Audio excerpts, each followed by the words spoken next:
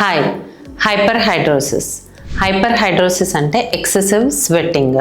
కొంతమందికి నార్మల్గా ఉన్న లేదంటే ఏదైనా వర్క్ చేస్తున్నప్పుడు కానీ ఎక్కువ స్వెట్టింగ్ అనేది వస్తూ ఉంటాయి. పామ్స్ అండ్ సోల్స్ కానీ అండర్ ఆర్మ్స్ కానీ. దీనికి బేసిక్ ట్రీట్మెంట్స్, కొన్ని అడ్వాన్స్డ్ ట్రీట్మెంట్స్, రెండు రకాలుగా మనం డివైడ్ చేస్తే బేసిక్లో వచ్చేసి ఏదైతే ట్రిగరింగ్ ఫ్యాక్టర్స్ ఉంటాయో దాన్ని కంట్రోల్ చేయాలి. లైక్ కొంతమందిలో స్ట్రెస్ కానీ, ఫుడ్ హ్యాబిట్స్ వల్ల కానీ, ఏదైనా యాక్టివిటీ చేసినప్పుడు కానీ ఎక్కువగా స్వెట్టింగ్ అనేది వస్తుంది. సో ఈ ట్రిగరింగ్ ఫ్యాక్టర్స్ని మనం కంట్రోల్ చేసుకోవాలి.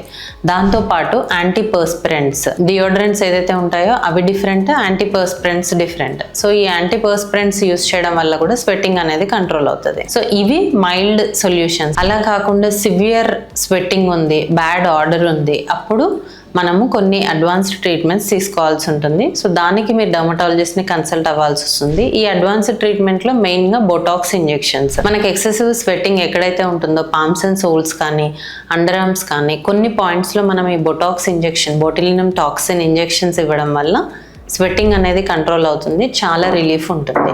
To know more about this, please contact us.